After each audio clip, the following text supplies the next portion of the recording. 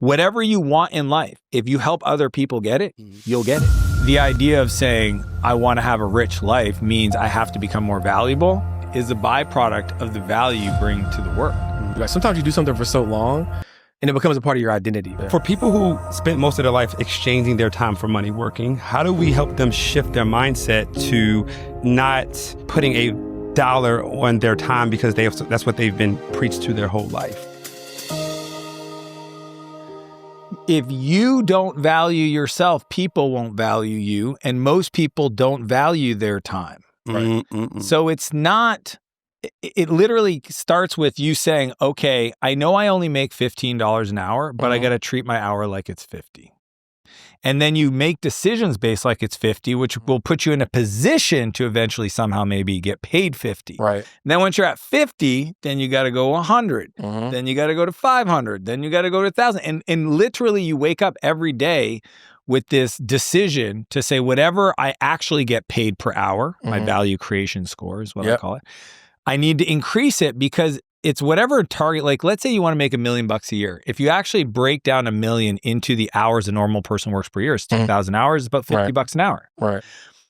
But you gotta fight for those hours as if they're worth 50, or you'll never create the space to do the work to become valuable enough to get paid 50. Yeah. Because I think, but people, there's I think it's 500. Yeah, 500. I was about to say maybe 50. No, yeah, 50 to 100,000. Yeah, 500. The misconception. Never do public math. That's what hopefully everybody. Rule number one. Way. Yeah, Right. Rule number one, never do public math. I think the misconception that people have is they think that time freedom comes after financial freedom, but you need a level of time freedom to create the financial freedom. That's the whole, In my book, I talk about the buyback loop, and it's audit, time and energy, transfer, the stuff you don't want to do, and then fill. Yep. The fill part is actually working on you, the skills, habits, and beliefs.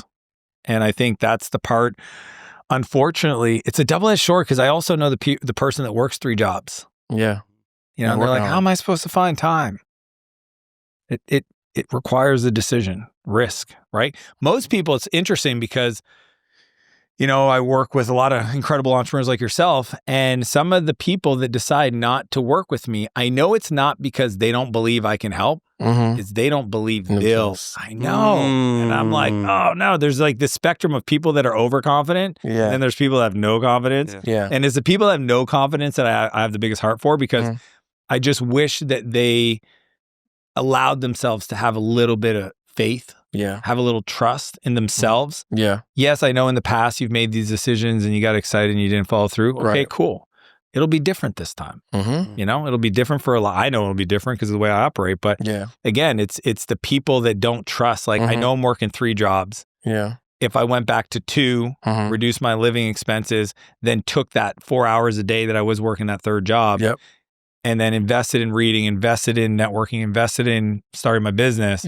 There has to be faith and trust that will produce more and long. And again, it's long term. It's we're planting seeds. And I think that's why even the coaching program that you have is so powerful, because people can literally borrow your belief until they have their own. That's what I tell them. Right. Borrow my confidence. Right? But it's evident, right? It's like the young lady who wanted to do the philanthropy thing earlier this week. It's like she was, has negative self-talk. You just like stopped it immediately. But you were there. Yeah. Like you watched it. It was wild in real time. She was like, I remember, she was like, I forget what her revenue was. And she's like, I know it's not a lot. Right. And I was like, but she's like, I don't really have a big why. And she got to the philanthropy thing, and it was in her big goal. Right. Big, massive. Like she was like I get emotional if I think about it. Kind of goal was $13,000. Right. And I was like, oh, that's not big enough. Yeah. A year or a month or no, one time. One time. Her one big goal. I want to be successful in business because there's an organization that for $13,000 is going to help a family. Wow. And that was like her dream, right? As a byproduct of building this business to get to, right? And I just remember I was listening, and God was like, "Hey, match it. We got to talk. And then I just said, you know what? Here's what we're gonna do. We're gonna step that up. We're gonna get that done soon. And as soon as you do it, I'm gonna match it. So we're gonna double up. Boom. And she was floored, right? But it's just so powerful because 2 things happened in that moment, right? One, someone that she has a lot of respect for saw something in her that she didn't see in herself, which is now going to elevate her minimum standard for what she's capable of. And then ultimately to see how easy you were able to match that gift is like, oh, like something I think is so massive, people can literally do it with the snap of their fingers. right? And I think it's just so important to like be around in the right environment. Like one of my favorite quotes is, if you have a rich brother or a tall brother, you're more likely to be rich than you are tall, because environment is more important than genetics.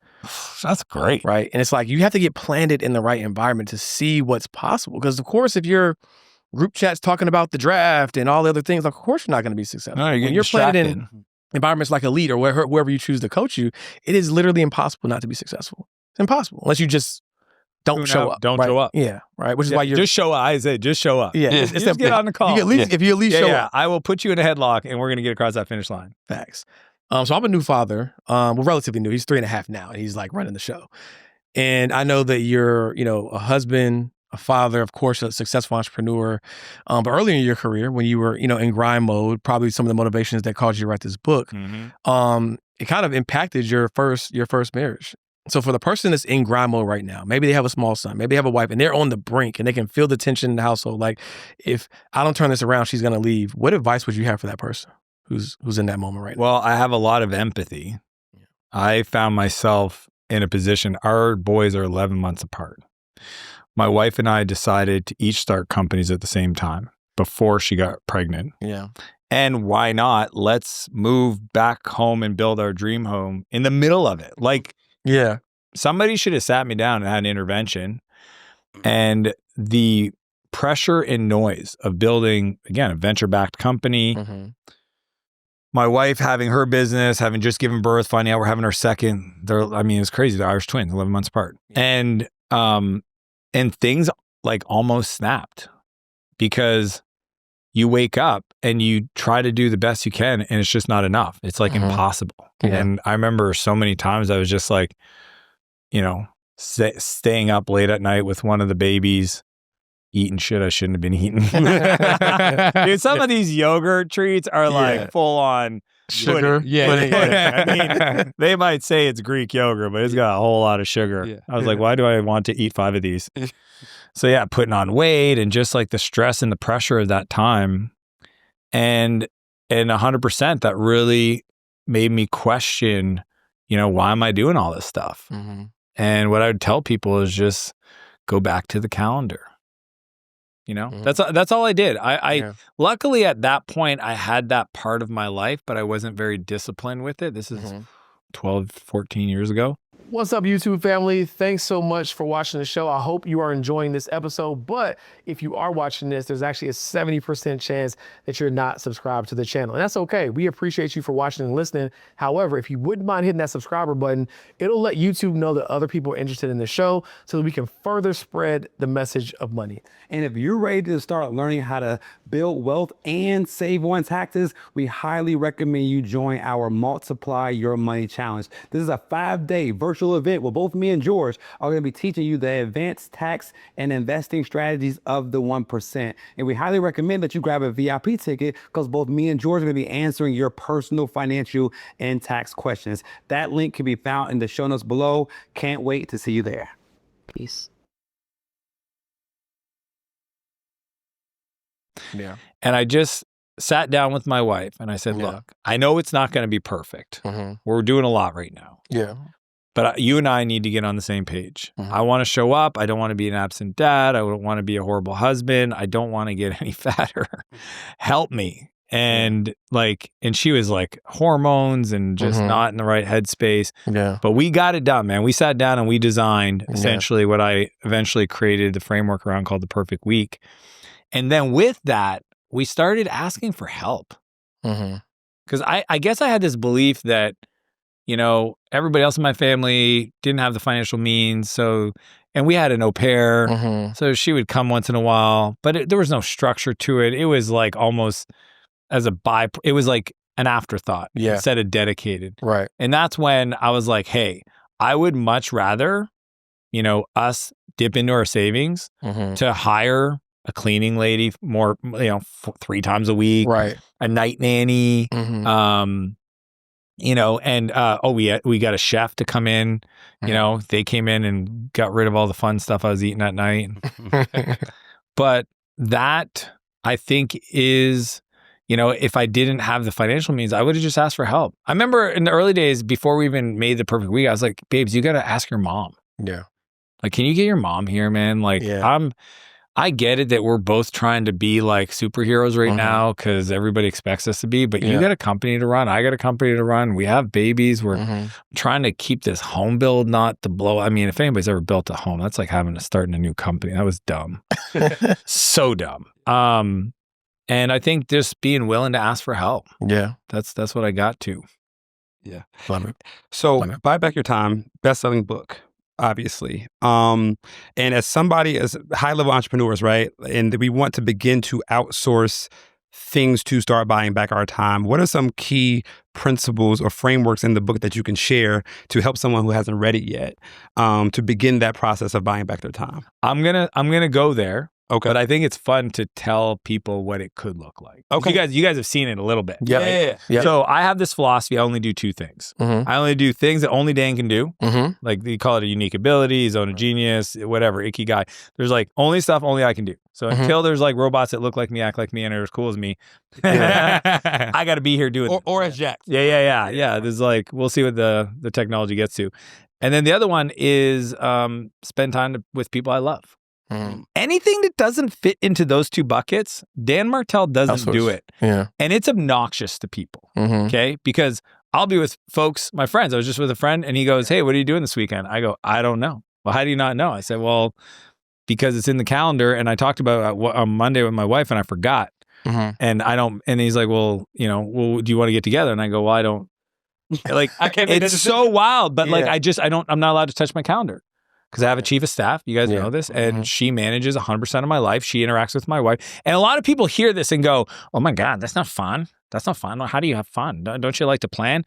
Oh, I have a lot of fun. Like wild amounts of fun. Snowboarding to heli skiing to I'm here in Austin with the family for a month. Just people are like, "What are you doing here?" I go, "Nothing." Like literally enjoying the sunshine. Right. The backyard pool is pretty rad. My kids are doing jujitsu. We're going to the biggest indoor water park that they're going. I'm not, but so like the fun is there. I just chose a long time ago to really honor those two parts of my life because I want to do life to the fullest without ever having to feel like it's hard. So I think most people struggle in life because they make it hard on themselves. So, that's cool, Dan, but where do I start? I'm just going to keep it simple. Just look at your life and go, where do you feel any level of friction that you could invest? And the language is very important because some people are like, "I don't feel comfortable giving people the shit work." Who said it was shit work? Like you calling it that is the problem. Right. I call it, I have people in my life that support me. I am crazy grateful for those people. Right. I honor them. I celebrate them. I thank them every freaking day. I consider them part of my team. What, just because they clean my yard or clean my house that they're not, like, that's crazy talk. So to me, it's like little things, like just really stop running errands. Think about this. What if you just like made a list? Right. I'm talking I should never do this. Right. I'm just talking about never do again list. Never do again list. Like the other day I went to an HEB. I went into the grocery store. I hadn't been in a grocery store in years. Okay. My wife took a video of it. Yeah. I'm just like, "Oh wow, this place is huge." And I'm like, "Oh my," I went to the protein bar section. They had everything. I was like, "This is great." I haven't been here so First long. time seeing self-checkout, like there's no all of it. I said, is there a bigger one? She goes, "Oh yeah, HEB pluses." And I'm like, this place is massive. Right. So, there's things I choose not to do. But I think most people just should make a list of just be more productive. Like in my book, I call it the 5 time assassins. Like some people just are wasteful, like right off the bat. And the reason why they don't value their time is because they don't value their time. Like they're like, "Wow." And I'm like, I know you don't have a problem running errands, run this part of town, that part of town versus sitting down and saying, "Okay, I'm about to get in my car. Let me pull up a list." They don't pull up lists. They're like, "What do I feel like getting?" And then they forget. I have a friend. I mean, he's a very successful entrepreneur. And this dude loses, forgets things. I saw him drive 6 hours both ways to the border to pick something up for a race he had because he forgot to coordinate the shipping properly. And he was okay himself driving 12 hours. I was like, "Bro, you have a team of 40 people work for you. Why did you send one of them?" He's like, "Oh, I'm like, "No, I don't know, bro. I don't know. I don't know. I don't know. Cannot relate at all. I just think your time's worth more. You have 3 daughters. I think you should spend that 12 hours. And they just think it's normal. So I think right off the bat, something in your life doesn't feel good. Just start simple, right? And I just think it's like a gateway drug. The first time you say, "Okay, I'm gonna have somebody else do groceries for me," and it could be an app. right? Right. Or you pay somebody. I like having one person do a lot of stuff because I think you create employment, you create continuity, you get to invest in somebody, you create, you create trust with somebody. Right. So like instead of having 6 people, like the handyman person and the laundry person, it's like my friend called me the other day. He's like, hey man, like the guy that comes and washes your car, like, can I get his contact? And I'm like, don't you have a woman that cleans your house? He goes, yeah. I said, guess what she drives every day? And she has the ability to clean. I know. I was like, Yeah. why are you asking for me? She goes, why? Who washes your car? It's the person that cleans my house because she wants more work and I want her to work more and I trust her. He's like, really? And then he goes, do you like get her to go fill the car up with gas? I said, yeah. Guess what she also does herself? She puts gas in her car. She probably knows how to do it. It's just so fascinating that we have these beliefs about like who and how and all this stuff. So I'm a big fan of just looking in the home space, in your office. Maybe I remember my brother, he's a home builder, early days, first 8 months of building homes and stuff. I said, bro, you just need to hire somebody to go run around. I watch you every day. You're on calls, driving around and stressing out and trying to visit all the sites. You could literally sit down with a young kid that's looking to be mentored by you, and you give him a list of stuff he's got to go buy, and he makes phone calls to all the different site people and gets their list, drops the stuff off. You just got 4 hours back. Yeah. And I know what you should be doing, selling more houses, doing more deals. Mm-hmm. Because I'm pretty sure you make a lot of money doing that. You don't make any money running errands, bro. Nobody's paying you to run errands. Revenue generating activity versus minimum wage activity. And I think sometimes it ties to like an identity issue. Like sometimes you do something for so long and it becomes a part of your identity. Or there's guilt around, like I know even for me, when I got my first executive assistant and I have friends that would want to get on my calendar or stuff like that, there's a guilt. There's like, but that's the homie, that's the friend. And now I'm like kind of asking you to talk to this person and there's like some there is guilt there, right? So I have, and anybody that, like the executive assistant you brought a few times, if anybody, I think most people, they hire somebody and they don't know what to give them, or there's the fear, as you mentioned, right, that they're going to come off as like douchey or too cool. As a Canadian, like that was my biggest fear. I was like, I'm not too good for this. Right. So if anybody wants, I'll give them my internal Google Doc. So I have this EA playbook. Okay. Find me on Instagram, Dan Martell, 2000 Martell on Instagram. Follow me. That's all I ask. Only prerequisite. And then send me a message and then just put executive assistant playbook or some EA playbook and I'll send you the Google Doc. In there, I give them the template to overcome the fear of coming off little douchey. Okay. And it's every time I get an email from somebody, it's the first time, my assistant replies and in it, she says, this is Ann, Dan's assistant. I got to this before he did and I thought you'd appreciate the speediest reply. That's good. Because the truth is, as you guys know, I'm in back-to-back meetings for 8 hours. Right. So if somebody's got me speaking at their event and they need my headshot and my bio, I don't need them to wait. Literally, Ann goes, burp, burp, replies. And it's just like real time. So here's what's crazy. You want to talk about, value creation? Yeah. Think about 2 things. One, how many things I get an email on that emotionally I wait till I'm ready to respond. Guess who doesn't do that? Ann. Ann has 0 emotional response to a request. Right. So my accountant requests an updated, recently we're doing a bunch of investment S1 filings or whatever. Yeah. She just went and grabbed it and sent it over. And I would have been like, I don't know if I want to find out if that company's dead now. Like, 'cause I invested in 100 companies. Like, you know what I mean? Like, it would have been some emotional, like, she doesn't care. Right. So there's that part. And then there's just like velocity of tasks. So the question I want people to consider, if somebody is just processing your life, I'm talking responding to emails and scheduling things and running errands for you in real time while you do the thing that actually makes you money. Right. How many more months a year do you get to pull into the calendar year?